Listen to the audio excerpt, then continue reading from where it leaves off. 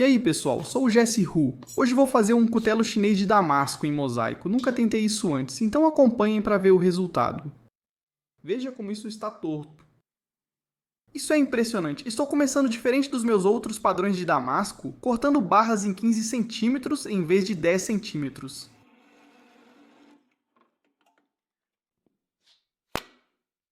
Imagine quanto tempo isso teria levado com uma esmerilhadeira. Um dos motivos pelos quais eu quis começar com mais aço é porque o damasco mosaico geralmente exige muito mais soldas de forja do que outros tipos de damasco. Para esse padrão, acho que vou ter que fazer de 5 a 6 soldas de forja separadas, e cada solda de forja significa uma perda de material devido à oxidação ou ao corte das pontas sujas. Meu Deus.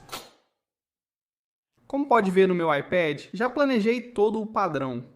Sei o que fazer em cada solda de forja, mas ainda não sou mestre em mosaico. Na verdade, não sou especialista, então meu desenho pode ficar diferente do esperado. Sendo um mosaico, a primeira solda de forja é crucial. Se uma falha na solda entrar no tarugo durante o esticamento, ela será ampliada 100 vezes depois. O que você me vê fazendo aqui é tudo ao meu alcance para garantir que isso não aconteça. Estou lixando as faces para nivelá-las, soldando as laterais para evitar que se curvem, e depois vou mergulhar o tarugo em óleo de têmpera para formar uma camada de fuligem e impedir a entrada de oxigênio.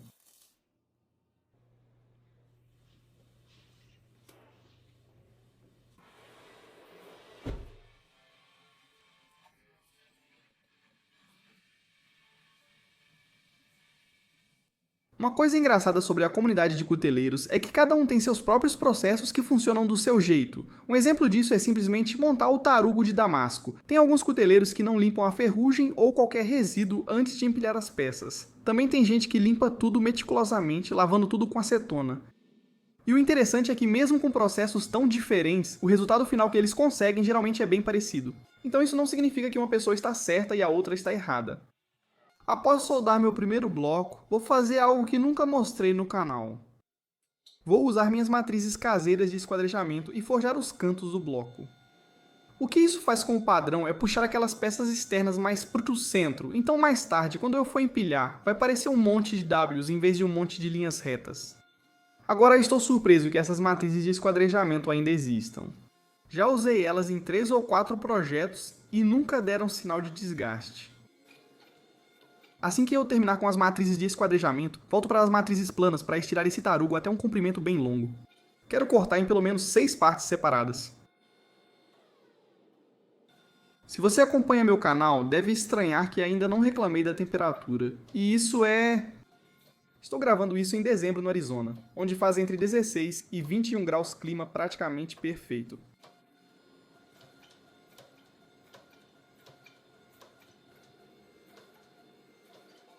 Quando a barra atinge 60 centímetros, levo a bigorna para endireitar e depois volto a prensa nas placas planas para deixá-la reta. Com a barra toda forjada e praticamente perfeitamente reta, é hora de deixá-la esfriar em ar parado.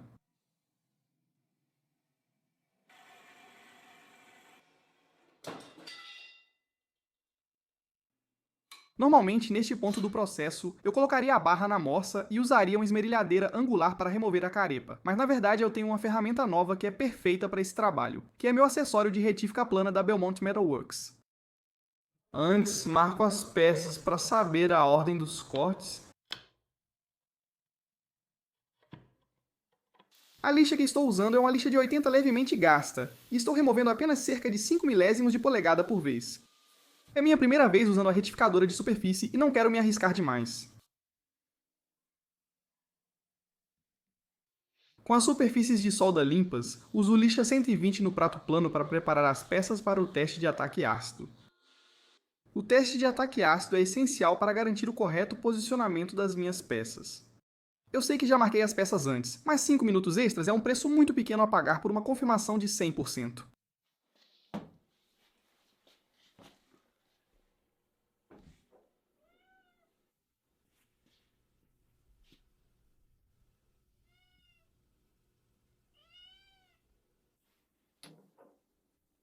Sim, totalmente alinhado. Com todas as peças alinhadas e limpas, soldo meu segundo bloco para a segunda solda de forja. Uma coisa engraçada fora das câmeras foi que virei uma daquelas peças 180 graus. E como não são simétricas, isso faz diferença. Chamo isso de acidente feliz. Mesmo sendo um erro, deixou o padrão mais interessante no final. Então não vou me preocupar. O próximo passo para esse padrão não é simplesmente desenhá-lo, cortar e empilhar. Na verdade, é transformá-lo em um quadrado e requadrá-lo. Isso inclina o padrão em 45 graus, deixando-o mais interessante.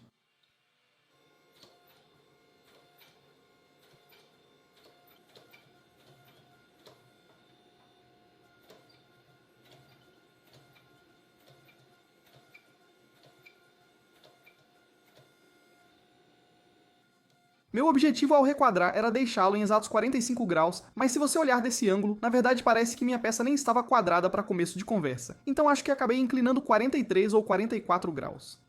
Isso não mudou muito, mas é um dos detalhes que me diferenciam de um mestre ferreiro.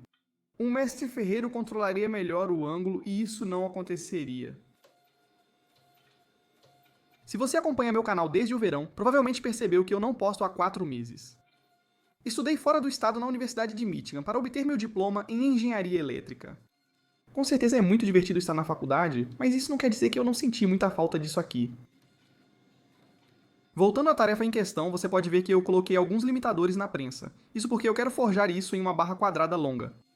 O próximo passo é realmente cortar isso em 4 pedaços e fazer algo chamado solda em 4 vias.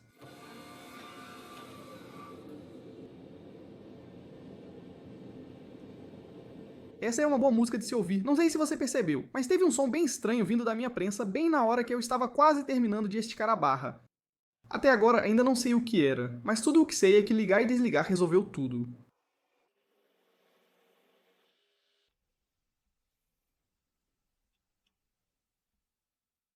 Se olhar de perto, verá a peça que virei sem querer. Após cortar o bloco em 4 partes iguais, vou fazer outro teste de ataque. Esse teste de ataque é crucial porque posso arranjar o bloco como quiser. Esses pedaços não são totalmente simétricos, então posso variar o arranjo e criar um novo padrão. Vamos retificar essa superfície. Por ser uma solda em 4 direções, só 2 lados de cada peça precisam ser limpos. Isso é uma daquelas coisas que me ajuda a economizar um pouco de material a cada quarta solda, e isso se acumula e me deixa com muito mais aço do que eu teria de outra forma.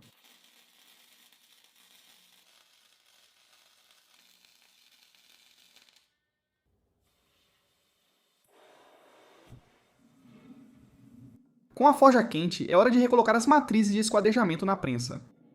Como preciso aplicar pressão em 2 eixos nessa solda de 4 direções, as matrizes de esquadrejamento são ideais para ajustar o conjunto.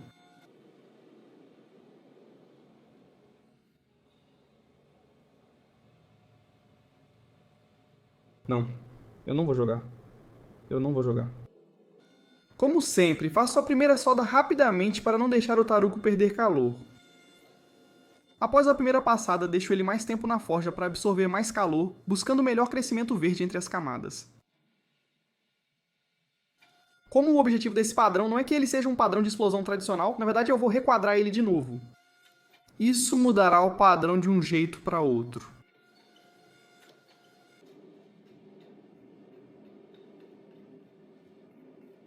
Essa solda de forja é similar à última, então não mostrarei muito. Como podem ver, estou forjando na diagonal, requadrando e esticando para uma barra quadrada.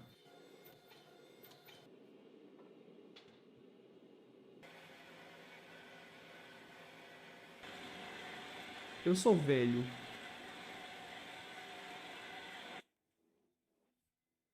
Isso é aço demais para uma faca. Meu Deus, acertei exatamente. Essa é uma linha. Não são 2 linhas, sou quase um gênio.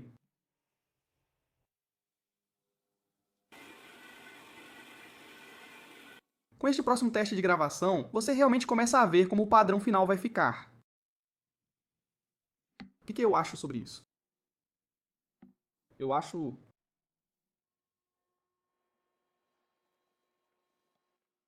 Eu sou péssimo em julgar 45 graus. Sempre erro por uns 2 ou 3 graus.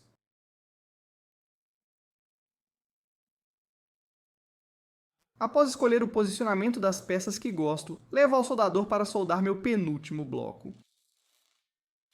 Cada solda que eu fiz neste canal até agora foi com uma soldadora Lincoln de núcleo fluxado. Juro que neste verão vou comprar uma soldadora Metal Inert Gas de qualidade. Pra ser sincero, já estou cansado de fazer cordões ruins, porque minha soldadora não é tão boa.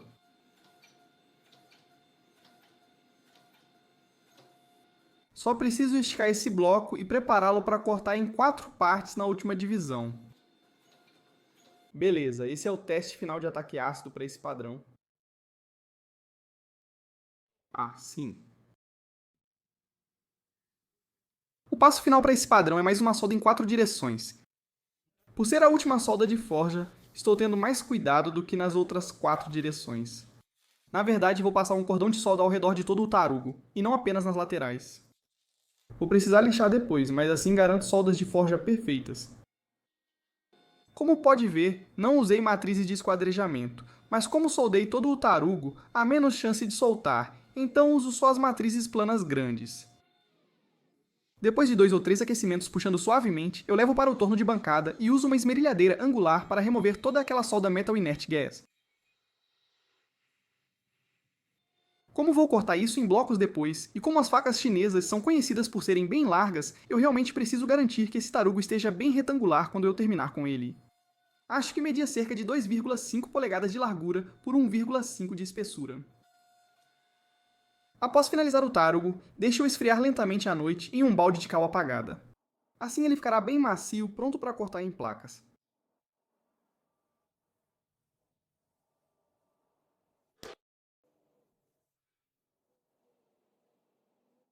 Quero um ângulo de 35 graus, então isso precisa estar em 125. Para cortar as placas, eu ajustei o ângulo de corte na serra de fita para 35 graus. O único motivo pelo qual eu precisava daquele ângulo de 125 graus é porque eu tinha que desenhar as linhas no próprio bloco. Eu não sei o que esperar. Este teste de ataque está na ponta da barra, um pouco distorcido, mas como pode ver, está ótimo. Na verdade, esse é o momento perfeito para eu explicar por que precisamos fazer o revestimento em primeiro lugar. Foi isso que tínhamos antes de colocar na vermiculita. Estamos cortando os azulejos para mostrar o padrão interno e depois os viramos. Soldando-os juntos, obtemos um bloco com o padrão externo. Assim fica a visão de cima após a solda. Sem soldar, seriam apenas várias linhas. Ao cortar, percebi que não dava para segurar o bloco na morsa para o último azulejo. Então soldei uma peça de aço sacrificial para facilitar o corte. 1, 2, 3, 4, 5. Já tinha desbastado o bloco, então só limpei algumas faces na esmerilhadeira. Usei uma lixa de 120 grãos, já bem gasta.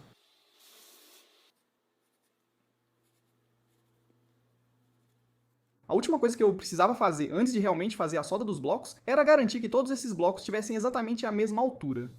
Eu decidi fazer isso na retificadora de superfície, mas sinceramente a melhor maneira de fazer isso é garantir que você corte todos com a mesma espessura desde o início. O que eu estou fazendo aqui é cortar algumas chapas de aço sacrificial. Essas vão ser tipo o pão do sanduíche de damasco em mosaico. Elas evitam a entrada de oxigênio no tarugo durante a solda.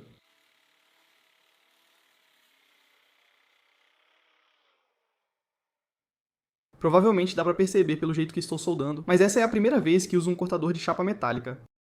Todas as outras vezes eu só usei uma esmerilhadeira porque era o que eu tinha. Quero que essas peças de chapa de aço se soldem ao mosaico, por isso levo até a esmerilhadeira e limpo com lixa de grão 80 já gasta.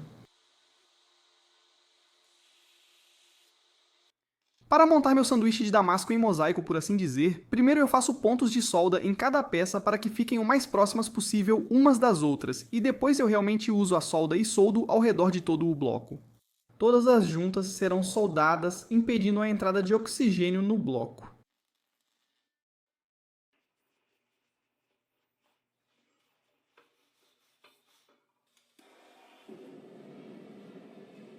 Obviamente, como eu já soldei ao redor de todo o bloco, não fazia sentido mergulhá-lo no coin drill aqui, mas sinceramente, ele serve como um ótimo backup caso eu tenha deixado alguma abertura na solda e precise de algo para impedir o oxigênio de entrar. Cuido dessa solda com muito cuidado, como se pudesse desmanchar a qualquer momento. Então eu faço uma passada leve, e depois coloco de volta na forja para um aquecimento bem longo.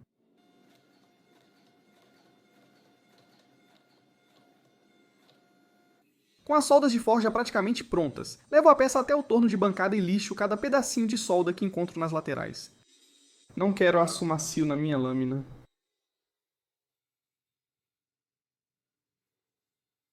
Com os lados do tarugo limpos, era hora de esticá-lo mais e prepará-lo para começar a forjar a lâmina.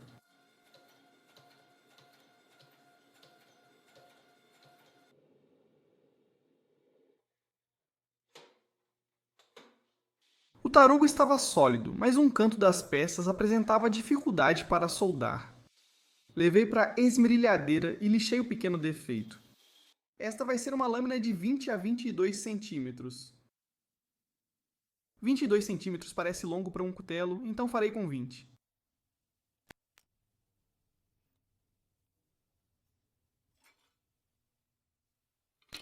Tudo bem.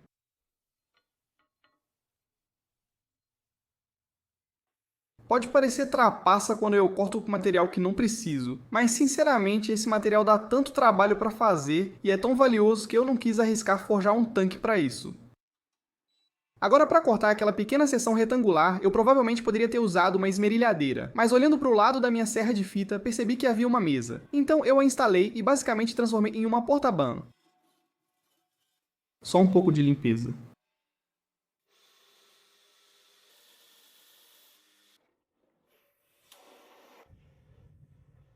Para reforçar esta lâmina, usarei uma técnica que aprendi com Salem Straub, em Washington: soldar os reforços na forja.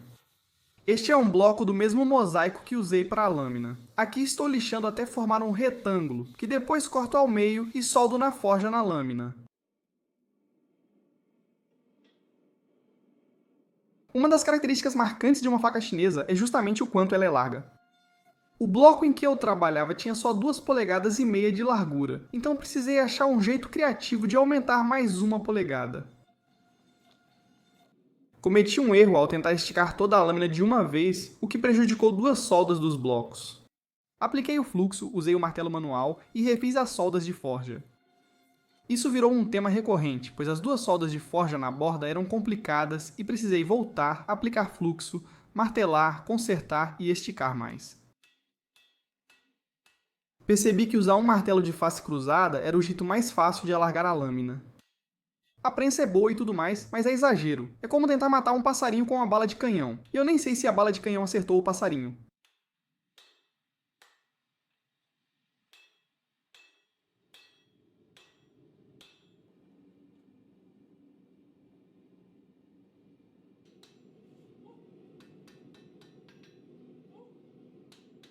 Está bom, só aplicarei o fluxo novamente por precaução. Vejo muitos comentários me perguntando para que serve o fluxo.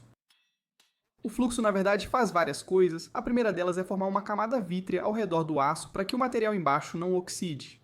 A segunda, mais importante, é que ele liquefaz a carepa e pode reparar soldas de forja quebradas. Ele penetra na delaminação, liquefaz a carepa e você pode expulsá-la com um martelo. A questão do fluxo, porém, é que ele realmente corrói a lateral da sua forja, então eu só tento usá-lo quando estou tentando consertar a solda de forja, em vez de quando estou fazendo ela pela primeira vez. Lixar isso à mão vai levar 7 anos.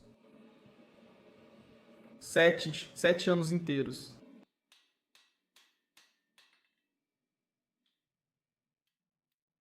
Com a lâmina forjada, era hora de endireitar o espigão e preparar a solda dos reforços.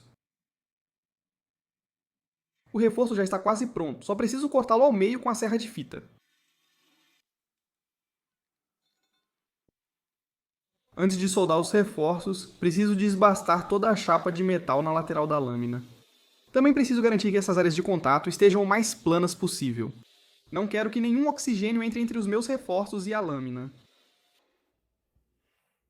Pronto.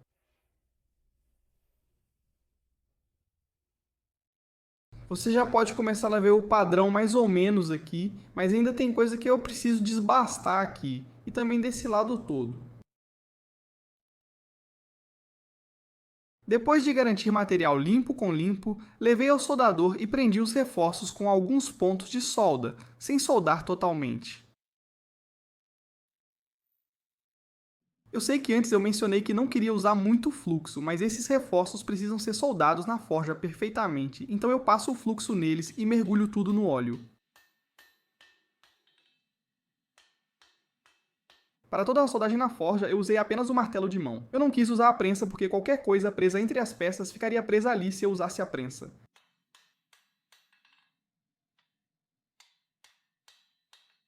Com os reforços prontos, era hora de prensar, esticar o espigão e concluir a forja.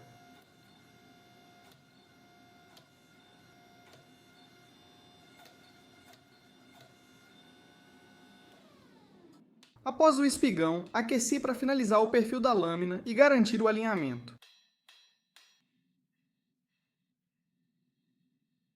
Para essa faca, vou direto ao forno após a forja. Nem levei para lixadeira nem perfilhei.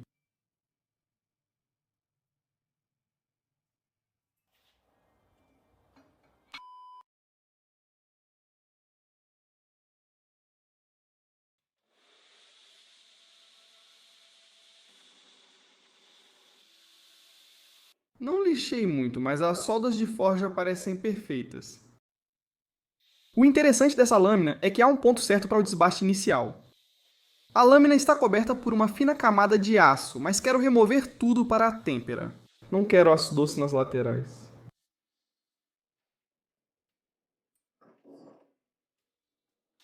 Meu aço reage bem diferente do aço de alto carbono na têmpera. O aço de alto carbono, na verdade, ganha um pequeno percentual de volume, e o aço doce simplesmente permanece igual. Isso faz com que, se o lado de fora for revestido com aço doce e o interior for de aço de alto carbono, o interior vai querer se expandir além do exterior, e isso pode realmente rachar toda a lâmina pelo centro, e isso já aconteceu comigo antes.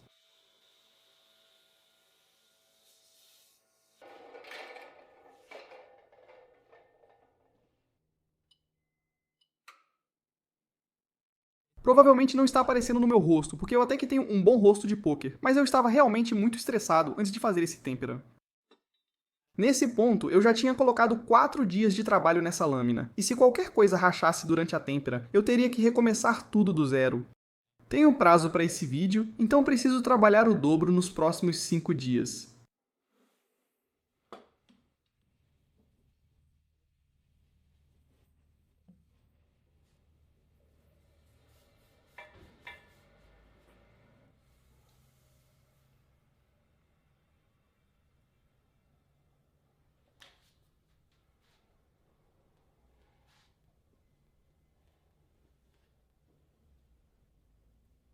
Olha esse padrão. Você tá vendo isso? Acho que me superei com esse aqui. Após testar a dureza da lâmina com uma lima, coloco-a em um forno elétrico a 350 graus para revenimento rápido. O motivo de eu precisar de um revenimento rápido é porque o forno leva cerca de 2 horas para esfriar, e essas 2 horas em que a faca fica apenas descansando do lado de fora podem ser a diferença entre desenvolver uma trinca ou não. Logo após o tratamento térmico, estamos com 2 kg. Assim iniciou o longo processo de desbastar a lâmina até sua forma final. Como você viu antes, a lâmina estava com cerca de 2 kg. 2 kg é muito pesado, e isso significa que a lâmina está muito grossa. O peso total da faca, incluindo o cabo, é cerca de 1 kg. A lâmina, na verdade, desenvolveu uma leve empenadura durante o resfriamento, então o que estou fazendo aqui é usar um martelo de bola de carboneto para endireitá-la um pouco.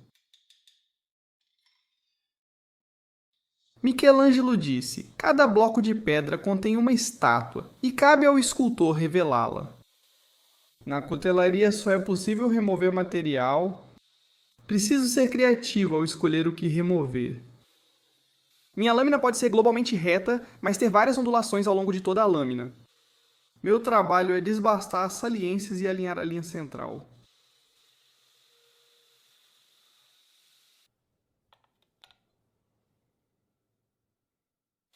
Uma coisa que pode acontecer enquanto estou desbastando a lâmina é que ela pode realmente entortar.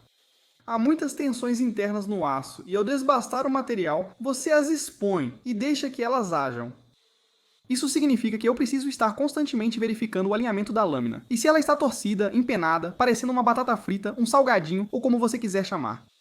Preciso ter cuidado para que essa lâmina, ao ficar reta, permaneça assim. Ouça o aço cantar.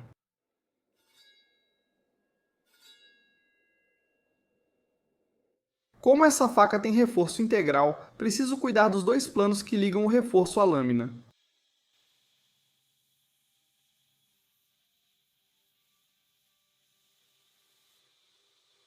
Para facilitar depois, vou para a transição entre o reforço e o cabo e limpo o máximo possível sem guia de lima. 0,6 de largura, 0,22 de espessura. Cadê meu 15/64 avos? Esse bloco de madeira custa o mesmo que todo o metal junto para isso aqui, foi $160. Se você conhece um cuteleiro, o melhor presente para qualquer ocasião é um novo bloco de material para cabo. É quase um vício. Sempre que vejo um bloco de madeira no Instagram, penso em comprar.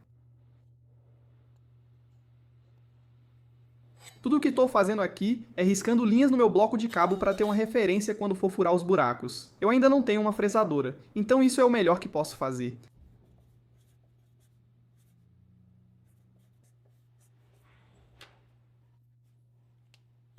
Duas casas significativas? Certo, qual é a velocidade correta da broca para isso? Não tenho outra chance com esse material.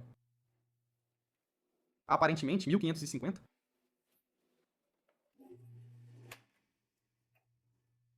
Como eu não tenho uma fresadora e estou usando brocas comuns, preciso tomar um pouco de cuidado para as brocas não deslizarem.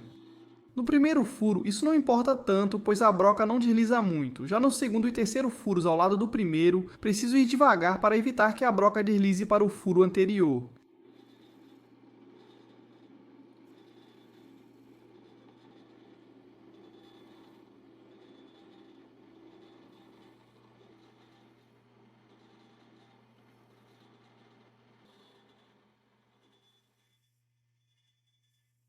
Com o bloco do cabo furado e pronto para o espigão, era hora de pensar no espaçador.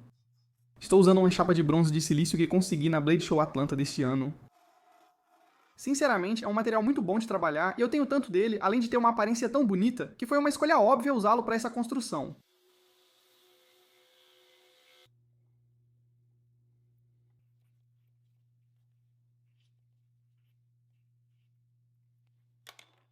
Há um tempo, li um comentário de alguém dizendo: "Ah, você tem todas essas máquinas grandes, mas não tem nenhum Blood Kun."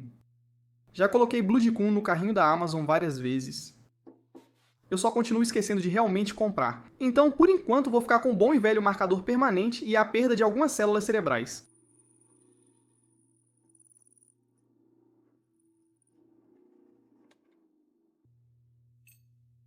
O cabo está pronto, mas percebi que a espiga não está centralizada no reforço.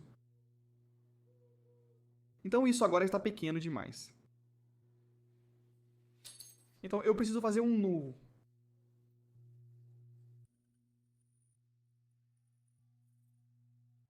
Pareceu difícil refazer, mas levou só 15 minutos.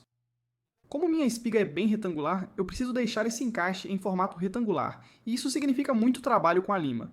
Eu estava usando limas redondas pequenas, limas diamantadas pequenas, tudo o que eu tinha no meu arsenal para fazer essa peça encaixar na espiga.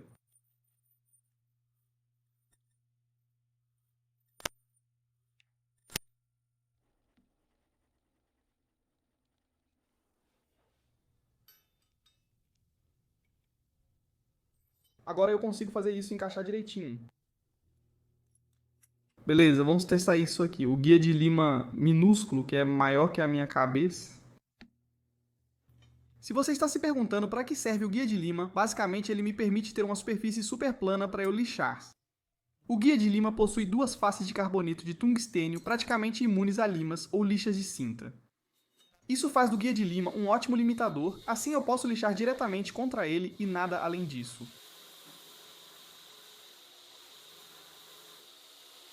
Olha esse encaixe. Você provavelmente não consegue ver pela câmera, mas isso está muito bom. Com o espaçador encaixado atrás do reforço, voltei minha atenção ao bloco do cabo. O que eu estou fazendo aqui é usar um pouco de pressão lateral nessa mesma broca só para unir os 3 furos que eu fiz antes. Isso na verdade é um pouco perigoso, porque as brocas não são realmente feitas para aguentar esse tipo de pressão lateral. Mas esse era de longe o método mais rápido que eu tinha para unir esses furos.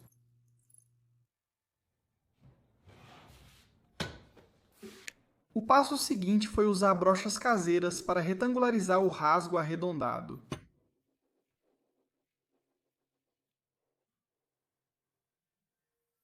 Uau! Por que está tão rápido e por que estou sangrando?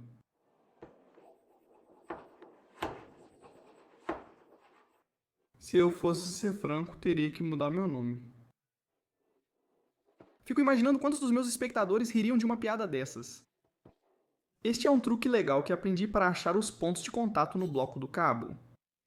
Cubro a espiga com um marcador permanente e eu identifico onde ele é removido pelo bloco do cabo. Ah, estamos tendo contato nas laterais, ok. Para economizar tempo depois, e possivelmente um pouco desse material do cabo, eu marco as partes que sei que não vou usar no cabo, levo para a serra-fita e simplesmente corto fora. Uma das maiores coisas na minha lista de desejos para a oficina é um sistema de coleta de pó realmente bom para toda a oficina. No momento, sempre que eu lixo madeira ou corto na serra-fita, eu espalho o pó de madeira por toda a parte. E isso chegar até na entrada da garagem? Ah, sim. Normalmente, na minha ordem de operações, eu não dou forma ao cabo até que tudo esteja colado com epóxi e fixado permanentemente à lâmina. Desta vez, porém, eu queria tentar algo um pouco diferente. Eu realmente não sei se um jeito é melhor que o outro, mas eu nunca saberia até realmente tentar do outro jeito.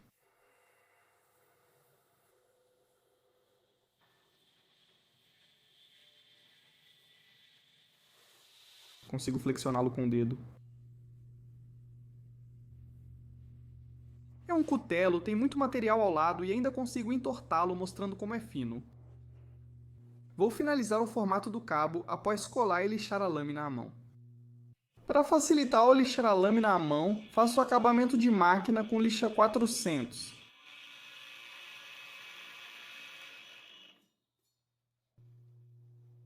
Para uma faca grande, menos de meio quilo é ótimo e ainda vai diminuir.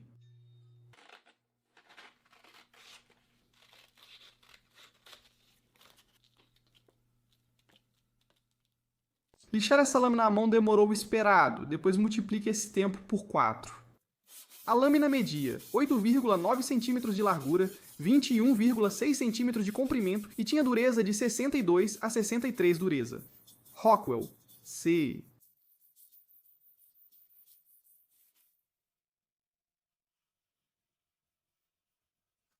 Certo, eu acho... Eu finalmente posso virar ela. Ah, esse negócio cheira muito mal. Mas é tão bom no que faz. Enquanto lixava a mão, resolvi rever clássicos do YouTube sobre fabricação de facas. Assisti toda a série de facas de chefe do Alex Steel, que tem cerca de 20 milhões de visualizações. E também revi a construção da espada de damasco mosaico do Kyle Royer. Além dos vídeos de fabricação de facas, também assisti 10 episódios completos de Community. Acho que quero colocar isso aqui. Isso é sacrilégio do mais alto nível. Espera, eu não tenho uma faca.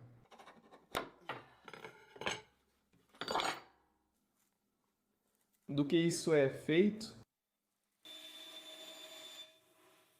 A ideia de fixar esse pedaço de couro no meu bastão de lixar manualmente. O couro era mais macio que a lima, dando mais flexibilidade à lixa.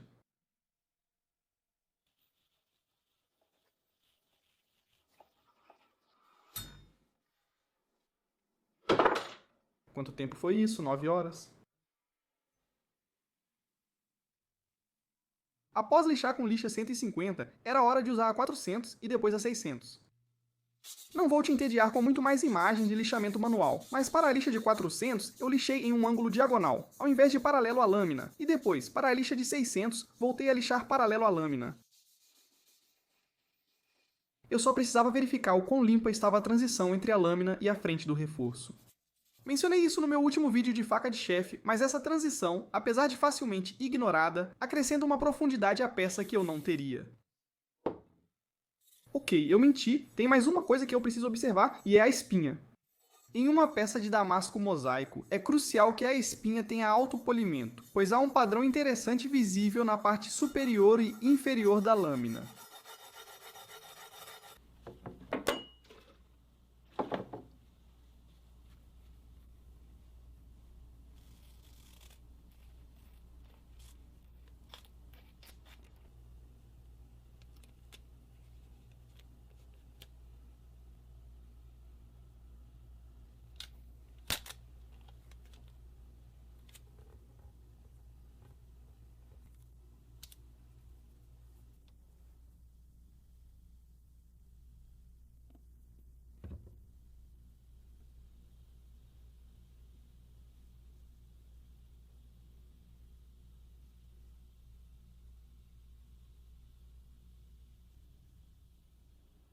Sinceramente, isso já está bom o suficiente. Com a marca já gravada na lâmina, era hora de escurecê-la com Permablue da Birchwood Cathay. Aqui, só limpo o que não é marca do fabricante com outra lixa grão 600.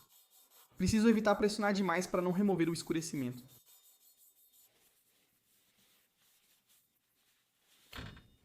Para colar, precisei garantir que todas as superfícies estivessem limpas com acetona, ar comprimido ou desengorduradas. Isso é super importante porque eu realmente não vou ter uma conexão mecânica para esse cabo. A única coisa segurando o cabo na lâmina é um pouco de Epoxy US System de 24 horas. O Epoxy US System é extremamente forte, então não preciso me preocupar tanto, mas não quero dar motivo para ele falhar daqui a uns 10 anos.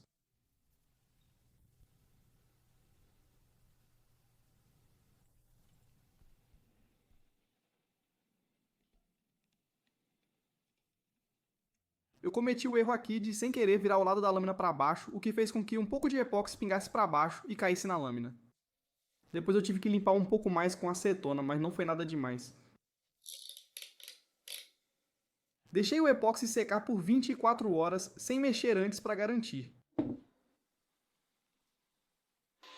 Depois de deixar o epóxi curar completamente, era hora de começar a modelar o cabo. Meu cliente pediu que eu deixasse o cabo mais grosso que o habitual. Na verdade, eu até concordo, porque o cutelo tem cerca de 9 centímetros de altura, e isso significa que qualquer força exercida na lâmina vai aplicar um pouco mais de torque do que, por exemplo, em uma faca de cozinha de 5 centímetros de largura. Eu mantive isso em mente enquanto modelava todo o cabo.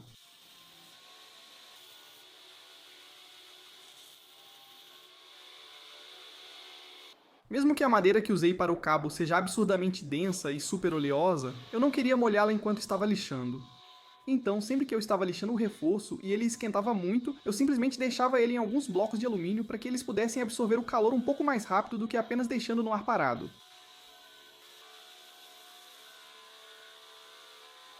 Minha rotina de facetamento do cabo provavelmente é menos refinada que a de outros fabricantes. Eu tiro as quinas e ajusto os ângulos até achar algo visualmente bom e confortável ao toque.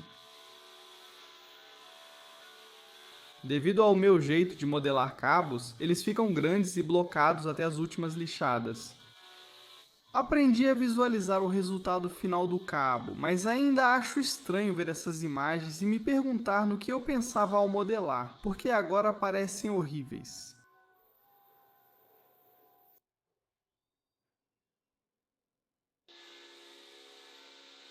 Coloquei a face central dos reforços perpendicular à espinha da lâmina e, para usar a espinha como referência, removi a folha temporária. Isso quer dizer que, ao lixar o cabo, eu quase estraguei a lâmina algumas vezes. Se eu escorregasse e a lâmina caísse na lixa, estaria condenada. Com o cabo modelado, era hora de corrigir imperfeições na madeira. Preenchi essas imperfeições e rachaduras com supercola preta.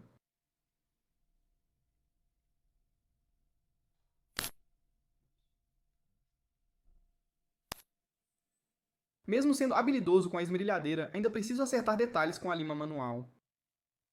O cabo terá acabamento com lixa 600 e a madeira pode chegar a lixa 1500. Quando eu terminei essa lâmina, já tinha passado 18 horas naquela cadeira branca nojenta. Minhas costas estavam bem doloridas. Acho que minha postura de nerd piorou 1 grau. Foi simplesmente ruim.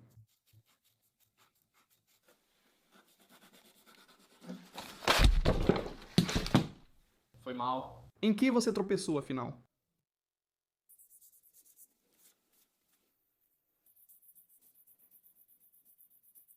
Após lixar bem todo o cabo com lixa 600, usei a mesma para arredondar alguns canos.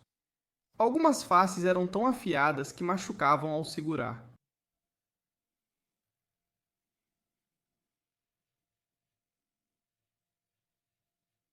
Falando em ângulos afiados machucando a mão, eu garanti que o ricaço deste cutelo ficasse muito suave. Eu quebrei os cantos em um ângulo de 45 graus e depois arredondei os cantos desse ângulo de 45 graus. Depois disso, limpei as faces da lâmina com lixa 600 para prepará-las para a gravação. Usei fita isolante comum para cobrir a madeira na gravação. Eu nem sei se o cloreto férrico ataca a madeira, mas eu não queria arriscar aqui.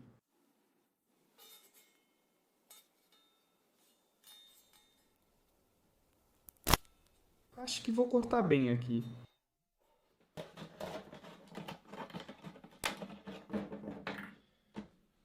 Certo, vamos. Vou colocar um pouco de férrico aqui.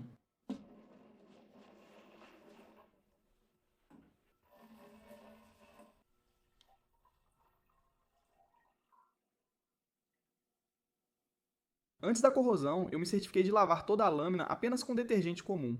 Fiz isso 2 vezes para garantir que não restasse óleo na lâmina.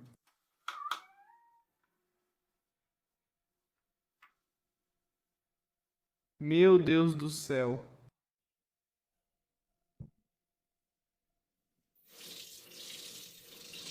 Meu método para destacar esse padrão é igual ao de quem já trabalhou com damasco. Removo os óxidos com lixa fina, grão 2500, e depois faço nova corrosão. Eu me certifico de lixar todas as superfícies do reforço também. Após polir, lave com detergente e deixe mais 2 minutos no cloreto férrico.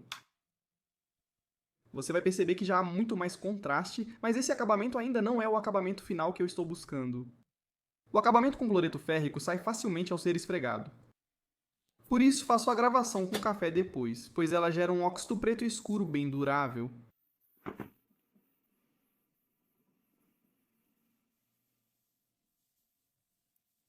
No segundo ciclo, uso uma almofada de 5.000 grãos sobre a lixa de 2.500, só para polir mais o aço.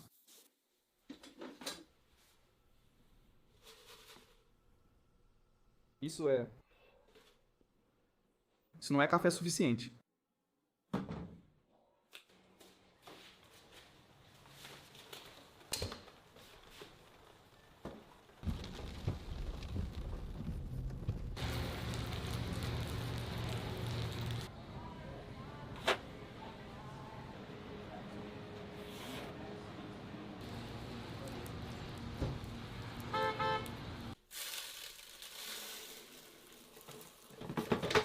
Ah, isso é forte.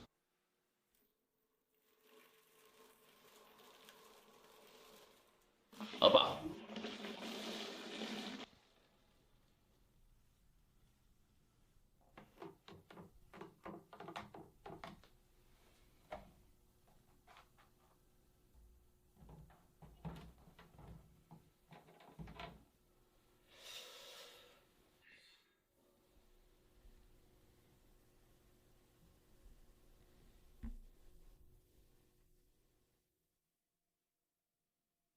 Lembra daquele acidente que eu cometi no começo, quando virei um daqueles W ao contrário por causa disso?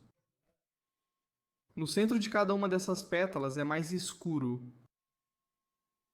Agora cada pétala da flor tem um degradê com a lâmina gravada, agora é só polir o cabo e está praticamente finalizado. Sinceramente, estou muito orgulhoso de mim mesmo por conseguir terminar toda essa construção em apenas 9 dias. Esta é uma das peças mais complicadas que já fiz. Tem o damasco mais complicado, tem a construção mais complicada. Nunca tinha feito guarda-mão soldado sozinho na forja, só com orientação de Salem Straub. Fiquei muito orgulhoso de conseguir sozinho agora.